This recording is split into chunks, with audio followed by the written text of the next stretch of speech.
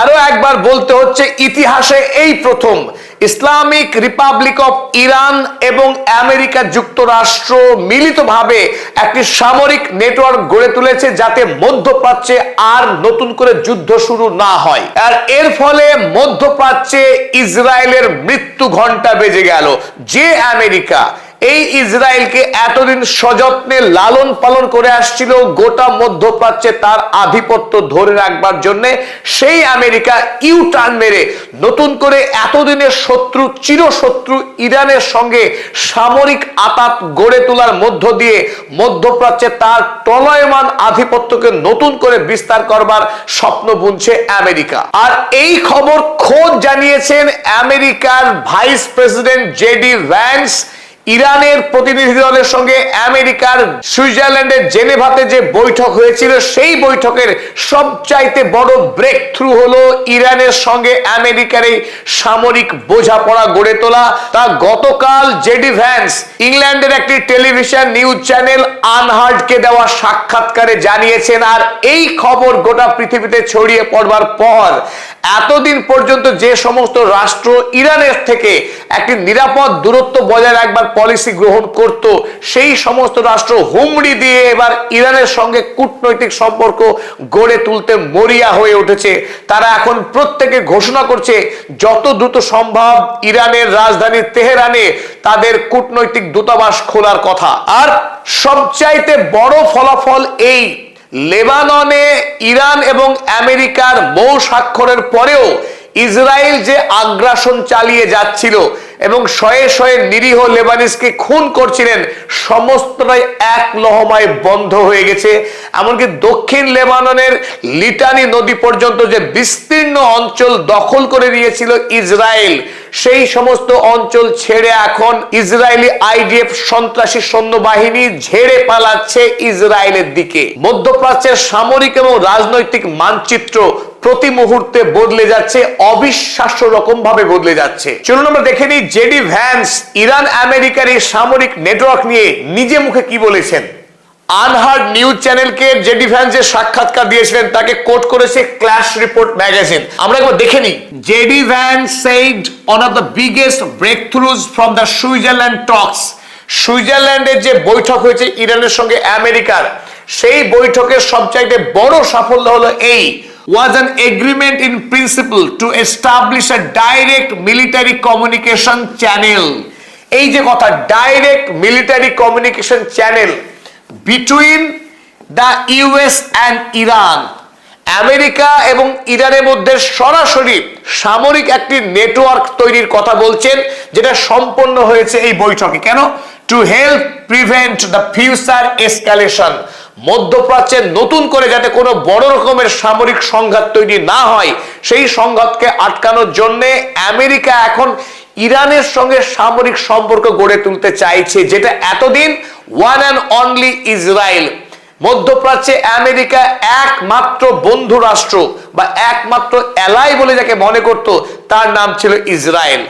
বাকি মধ্যপ্রাচ্যের বাকি মুসলিম দেশগুলোকে শোষণ করবার জন্য সেখানে সামরিক ঘাঁটি রেখে তাদেরকে ভয় দেখিয়ে সেই সমস্ত রাষ্ট্রের থেকে বিপুল পরিমাণে তেল এবং অর্থনৈতিক সুবিধা ভোগ করত আমেরিকা।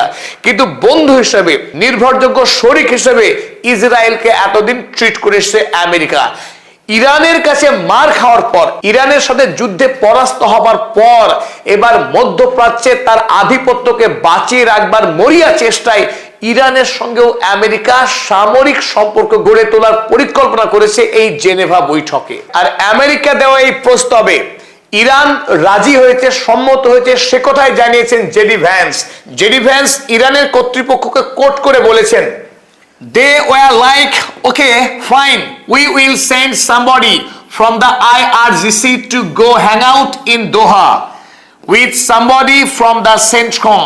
অর্থাৎ ইরান জানিয়েছে যে ইরানের IRGC কোন একজন সদস্য সেন্টকমের পাঠানো কোনো দূতের সঙ্গে কাতারের রাজধানী দোহাতে একটা বৈঠক করে নিজেদের মধ্যে এই নেটওয়ার্ক তৈরি করবে। and that is how we are going to settle a lot of these disputes। এবং এইভাবেই অর্থাৎ ইরানের সঙ্গে এই আতাত গড়ে তোলার মধ্য দিয়ে মধ্যপ্রাচ্যে আমরা অসংখ্য ঝামেলাকে মিটমাট করতে যাচ্ছি। স্বাভাবিকভাবেই বুঝতে পারছেন যে এটি কত বড় পরিবর্তন। আমেরিকা যুক্তরাষ্ট্র যারা ইরানকে আস্ত গিলে খেতে চাইছিল, তাদেরকে নির্মূল করতে চাইছিল পৃথিবীর মানচিত্র থেকে, সেই ইরানের সঙ্গে আমেরিকা যুক্তরাষ্ট্র সামরিক আঁতাত গড়ে তুলছে, যেখানে ইসরায়েল বরাবর দাবি করে আসছিল ইরানের ইসলামিক রিপাবলিক সরকারকে ফেলে দিতে হবে, ইরানের রাজতন্ত্র স্থাপন করতে হবে, যাতে করে ইসরায়েল, আমেরিকা এবং পশ্চিমী দুনিয়া মিলিতভাবে এই গোটা ইরানের প্রাকৃতিক তেল এবং গ্যাসকে তারা লুট করতে পারে নিজেদের স্বার্থে। এতদিন ধরে এই জায়নবাদী রাষ্ট্র ইরানের বিরুদ্ধে যুদ্ধ চালিয়ে আসছিল, সমস্ত রকম নাশকতামূলক কাজকর্মের পরিকল্পনা করে আসছিল। সেই আমেরিকা যুক্তরাষ্ট্র যখন স্পষ্ট বুঝতে পারছে ইসরায়েলের ধ্বংস অনিবার্য, আর ইসরায়েলের এক নম্বর শত্রু মধ্যপ্রাচ্যে ইরান, সেই ইরানের সঙ্গেই বন্ধুত্ব করছে, সেটা আবার সামরিক। এখান থেকে বোঝা যায় পৃথিবী কত দ্রুত বদলে যাচ্ছে, মধ্যপ্রাচ্যের রাজনীতি কত দ্রুত বদলে যাচ্ছে। আর এতে ইসরায়েল এতদিন ধরে যে অনন্তকাল ধরে যুদ্ধ লড়ে যাওয়া, লক্ষ লক্ষ নিরীহ মানুষকে নির্বিচারে খুন করা, শিশু নারীকেও রেহাই না দেওয়া, সেই নীতি এবার রীতিমতো মুখ থুবড়ে পড়েছে। আপনারা জানেন ইসরায়েলের নিরাপত্তা পরিষদের হেড বেন গেভির, যিনি নরখাদক, নরপিশাচ, যার মুখ থেকে কেবল রক্ত পান করার হুঙ্কার ছাড়া আর কিছু বেরোয় না, সেই নরপিশাচ বেন গেভির এখন মুখ এঁটে রয়েছেন। মাত্র 4 দিন আগে তিনি জানিয়েছিলেন যে একজন ইসরায়েলের প্রাণের বিনিময়ে 1000 লেবানিজ মাকে তিনি কাঁদাবেন। তার মানে একের বিনিময়ে 1000 লেবানিজকে তিনি খুন করার হুমকি দিয়েছিলেন। এবং ইসরায়েলের প্রতিরক্ষা মন্ত্রী কার্টস বলেছিল লেবাননের যে অংশ তারা দখল করেছে 1 ইঞ্চি জমিও নাকি তারা ছাড়বে না। চলুন এবার দেখায় আপনাদের গতকালকে রিপোর্ট, তাহলে বুঝতে পারবেন ইসরায়েলের মনোবল এখন কিভাবে গুঁড়ো হয়ে যাচ্ছে। কারণ আমেরিকা এই মুহূর্তে ইরানের সঙ্গে সামরিক জোট করার ফলে ইসরায়েল যে খুব শীঘ্রই আগুনের মুখে পড়তে চলেছে তা তারা ইতিমধ্যে খবর পেয়ে গেছে। দেখুন কদিন আগেই এমনকি আমেরিকার সঙ্গে যে ইরানের মৌ স্বাক্ষর হলো, সেদিনও পর্যন্ত এই লেবাননের যে লিটানি নদী, এই অঞ্চল পুরোটা দখল করে রেখেছিল ইসরায়েল। এই সাউদার্ন লেবাননের এই বিস্তীর্ণ অংশ, এই সবটা দখল করে রেখেছিল ইসরায়েল। কিন্তু গতকাল থেকে আপনারা যে হলুদ অংশ দেখছেন, এই পুরো অংশ থেকে ইসরায়েলি সৈন্যবাহিনী পালাতে শুরু করেছে। তারা এখন লেবাননের এই পিং অঞ্চলটুকুতে অবস্থান করছে, আর এই বিস্তীর্ণ অংশ থেকে গতকালই তারা ছেড়ে পালিয়েছে। এবং এই জায়গায় লেবাননের যে রাষ্ট্রীয় সৈন্যবাহিনী, তারা এই অঞ্চলের নিয়ন্ত্রণ কায়েম করেছে গতকাল। আর এই খবর জানিয়েছে সংবাদ সংস্থা রয়টার্স। ওদিকে ক্ল্যাশ রিপোর্ট তারাও জানিয়েছে Israel has withdrawn from part of the southern Lebanon. দক্ষিণ লেবাননের বিস্তীর্ণ অংশ থেকে ইসরায়েলি সৈন্যবাহিনী প্রত্যাহার করে নিয়েছে। The Lebanese army will deploy there instead. আর এই অঞ্চলে লেবানিজ সৈন্যবাহিনী মোতায়েন করা হবে, সেটা গতকালকের খবর। কিন্তু ইতিমধ্যে যে রিপোর্ট, এই গোটা অঞ্চলে লেবানিজ সৈন্যবাহিনী তারা প্রবেশ করতে শুরু করেছে বা দখল নিতে শুরু করেছে। আর এতেই গণহত্যাকারী বেঞ্জামিন নেতানিয়াহুর কপালে এখন বড় বড় ভাঁজ পড়তে শুরু করেছে। কারণ মধ্যপ্রাচ্যে তাদের আগ্রাসনের দিন ফুরিয়ে আসছে। গ্রেটার ইসরায়েল তৈরি করার স্বপ্ন অন্তত এখন আর সত্য হওয়ার কোনো সম্ভাবনাই দেখতে পাচ্ছেন না এই খুনি। ইসরায়েলি আইডিএফ সেনা এখনো পর্যন্ত লেবাননের এই অঞ্চলটাতে অবস্থান করছে। আর এতেই ইরানের কুদস বাহিনী আরো এক ধাপ এগিয়ে কাল হাড় হিম করা হুমকি দিয়েছে এই সন্ত্রাসী আইডিএফ সেনাকে। তাসনিম নিউজ এজেন্সি কুদস বাহিনীর এই সতর্কতাকে তারা কোট করেছে। তারা জানিয়েছে the Quds forces commanders warning to the জায়নিস্টস।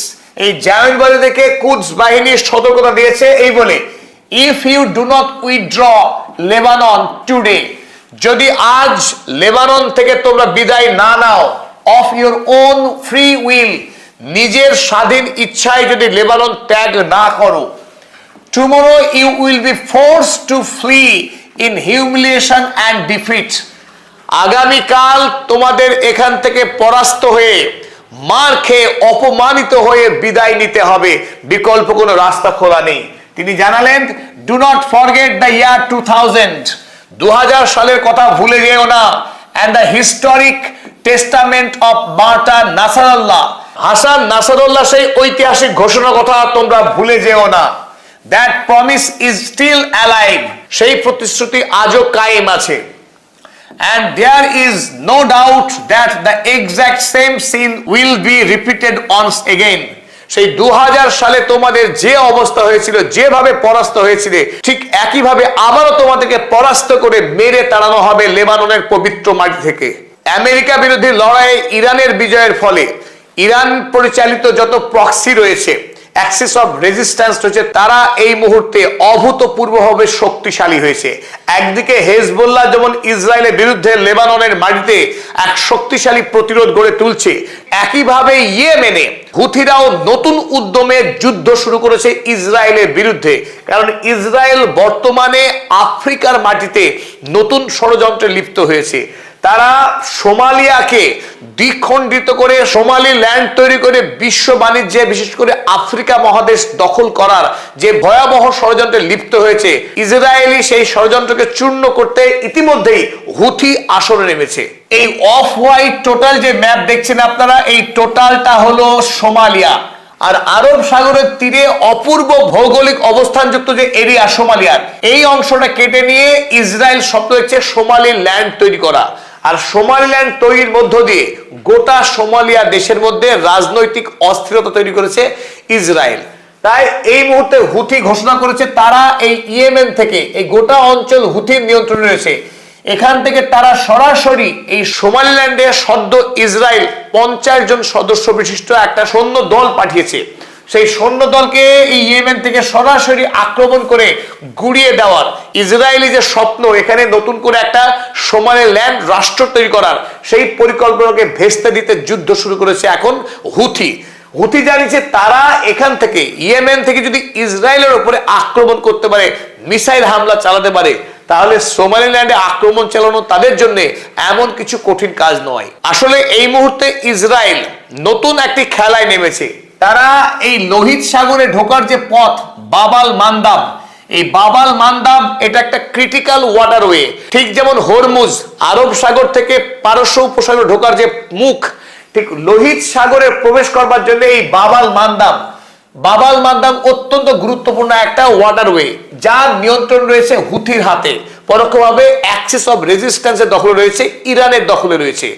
সেই জলপথকে ইসরায়েল দখল করার স্বপ্ন নিয়ে এই সোমালিয়াকে দুখণ্ড করে সোমালিল্যান্ড একটি রাষ্ট্র তৈরি করতে চাইছে, যার ফলে জিবুতিকে গলা টিপে মেরে তারা এই টোটাল জলপথকে নিয়ন্ত্রণে রাখতে চাইছে আগামী দিনে বিশ্ব বাণিজ্যকে নিয়ন্ত্রণ করার অভিপ্সা নিয়ে। কিন্তু ইরান বা ইয়েমেনের হুথি তারা কেউই ইসরায়েলের স্বপ্নকে সত্য হতে দেবে না, সে কথাই খুব স্পষ্টভাবে জানিয়েছে হুথির প্রধান নেতা সাইদ আব্দুল মালিক। তিনি ভিডিও ফুটেজ রিলিজ করে জানিয়েছেন we will not hesitate to target any Israeli activity in Somaliland. সোমালিল্যান্ডে ইসরায়েলিদের যে কোনো কর্মকাণ্ডকে আক্রমণ করতে আমরা দ্বিতীয়বার ভাববো না। whenever the opportunity arises, যখনই সুযোগ আসবে তখনই আমরা আক্রমণ করব এবং ইসরায়েলকে শিক্ষা দেব। আর যখন আমেরিকা, পৃথিবীর সবথেকে ধনী দেশ, শক্তিশালী দেশ, সে ইরানের কাছে এসে মাথা নত করে আত্মসমর্পণ করে, তখন পৃথিবীর আর কোনো রাষ্ট্র আছে যে ইরানের সামনে মাথা উঁচু করে দাঁড়াতে পারে? আমরা তার উজ্জ্বল নমুনা দেখলাম দুটি রাষ্ট্রের ক্ষেত্রে। এক হচ্ছে জর্জিয়া মেলোনির ইতালি। ইতালির বিদেশমন্ত্রী কাল ফোন করেছিলেন ইরানের বিদেশমন্ত্রী সৈয়দ আব্বাস আরাগচিকে এবং ফোন করে কাকুতি মিনতি করে জানিয়েছে যে ইতালি ইরানের বিরুদ্ধে আমেরিকার লড়াইয়ে শরিক ছিল না। এই যুদ্ধে ইতালি আমেরিকাকে কোনো রকম সহযোগিতা করেনি। তার দেশের যে সমস্ত মার্কিন সামরিক ঘাঁটিগুলো রয়েছে একটিকেও ব্যবহার করতে দেয়নি ইরানের বিরুদ্ধে। সুতরাং ইরান যারা এখন দয়া করে ইতালিকে অনুমতি দেয় তেহরানে ইতালির একটি দূতাবাস খোলার জন্য, আর হরমুজে যত জাহাজ আটকে রয়েছে ইতালির, সব জাহাজকে যেন এখন আইআরজিসি ছেড়ে দেয়, যাতে করে ইতালি তেল দিয়ে বাঁচতে পারে। আর ফোনে এই সমস্ত কথা বলার পর ইতালির বিদেশমন্ত্রী নিজেই তিনি এক্স হ্যান্ডেলে পোস্ট করেছেন তার এই ফোন আলাপের কথা। ইতালির বিদেশমন্ত্রী অ্যান্থনিও তাজানি তিনি লিখছেন, I spoke with the Iranian foreign minister Abbas Araghchi. তিনি গর্বের সঙ্গে জানাচ্ছেন আব্বাস আরাগচিকে ফোন করেছিলেন। Italy has never taken part in any military initiative and has never authorized the use of bases for war against Iran. ইরানের বিরুদ্ধে যুদ্ধে তাদের দেশে থাকা মার্কিন ঘাঁটিগুলোকে ব্যবহার করার অনুমতি দেয়নি, এমনকি ইরানের বিরুদ্ধে যুদ্ধে কোনো উদ্যোগে সামিল হয়নি ইতালি। আরো বড় সারপ্রাইজ বাকি আছে, চলুন দেখে নিই এবার কানাডার প্রধানমন্ত্রী মার্ক কার্নি কি বলেছেন। মার্ক কার্নি বলছেন, ইরানের সঙ্গে এই মুহূর্তে কূটনৈতিক সম্পর্ক না থাকা, ইরানের দূতাবাস না থাকা কানাডার জন্য একটা বড় সড় ধাক্কা। সুতরাং আর দেরি কিসের, চলো এবার লাইন দিয়ে আমরা তেহরানের সঙ্গে বন্ধুত্ব স্থাপন করি, কারণ তেহরানই হচ্ছে এখন আগামী বিশ্বের রাজনৈতিক ভবিষ্যৎ। তিনি বলছেন, Carney says having no embassy in Tehran puts Canada at a disadvantage, অর্থাৎ ইরানে কানাডার দূতাবাস না থাকা কানাডার জন্য একটা বিরাট বড় অসুবিধে বলছেন কার্নি। 2012 সাল পর্যন্ত ইরানের তেহরানে কানাডার দূতাবাস ছিল, কিন্তু 12 সালে এসে বন্ধ করে দেওয়া হয়েছিল এই দূতাবাস, কারণ গোটা পৃথিবী আমেরিকাকে অনুসরণ করে তারা জানিয়েছিল ইরানকে তারা একঘরে করে রাখবে, ইরানের সঙ্গে বিশ্ব কোনো রকম কূটনৈতিক সম্পর্ক রাখবে না। কানাডাও সেই পথেরই শরিক ছিল। এবার 2026 সালে এসে আমেরিকা যখন পরাস্ত হয়েছে ইরানের কাছে যুদ্ধে, তখন কানাডা ফিরে আসছে ইরানের কাছে। জানাচ্ছেন, Carney says Canada should reopen embassies in Iran. খুব শিগগিরই কানাডা এবার ইরানে তাদের দূতাবাসকে খুলতে চাচ্ছে। এটাই এখন বর্তমান পৃথিবীর অবস্থা। আমেরিকা সামরিক মৈত্রী স্থাপন করছে ইরানের সঙ্গে। সত্যি পৃথিবী এখন নতুন পথে হাঁটতে শুরু করেছে। সকলকে ধন্যবাদ পরবর্তী সঙ্গে থাকার জন্য। আর যারা এখনো পর্যন্ত সাবস্ক্রাইব করেননি, দয়া করে সাবস্ক্রাইব করবেন।